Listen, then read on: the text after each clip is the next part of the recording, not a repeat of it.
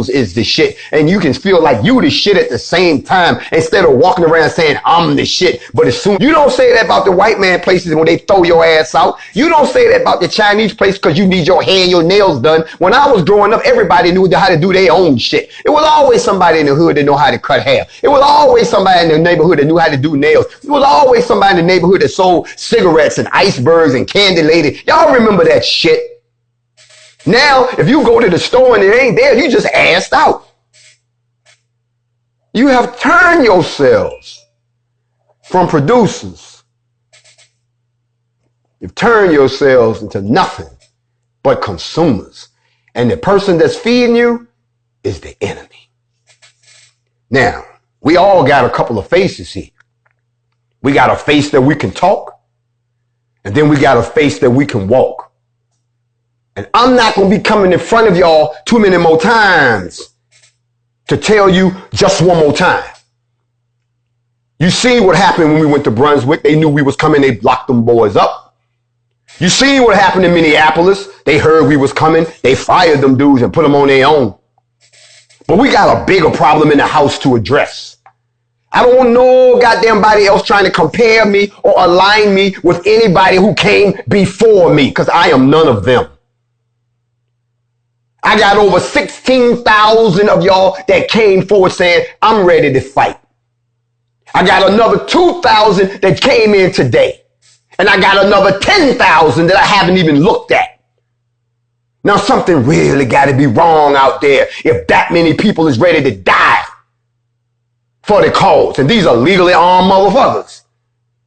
I'm not even counting all the boys that I'm not going to put on paper that done came and pledged. I'm not even going to put on paper all of the gangbangers that done came and said, we rocking with you. I'm not even going to put on paper all the prisoners that are watching this shit locked up behind bars right now. I got a brother that called me and let me know. He said, look, brother, I got 3 life sentences. I ain't never supposed to get out, but I've been having dreams about some shit going down and some motherfuckers outside broke in this bitch and let all of us out.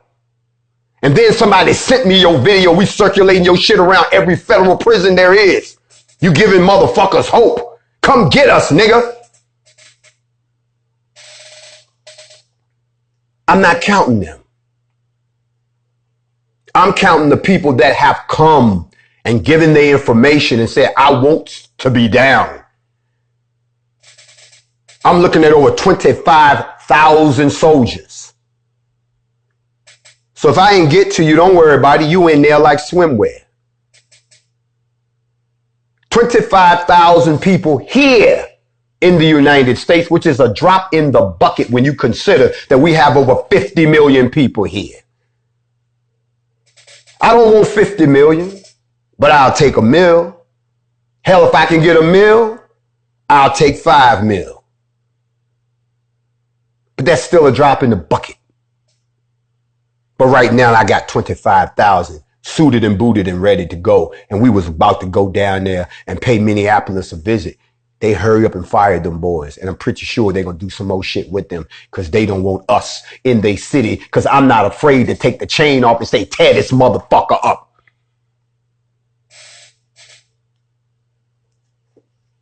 That's the anger that we're feeling right now. That's the anger. To be running through a neighborhood knowing some white man is hunting you and you still lost. I'm going to speak to this just because someone said it. Desire Stewart, 10 million. The reason I won't say 10 million is because if you read the first book of Enoch with Yahweh's name restored, it tells you in chapter 1, verse 6, if you know your text, that when Yahweh returns with the Kodash Madakim, their numbers will be 10 million. 10 million. I would never insult the Creator by trying to raise a force equal to what he's going to bring in the last days. But I'll take half. And we damn sure will prep the place before they get here. Y'all don't want to admit that you in a war right now. Y'all want to keep y'all heads buried in the motherfucking sand and hope it all goes away. Really?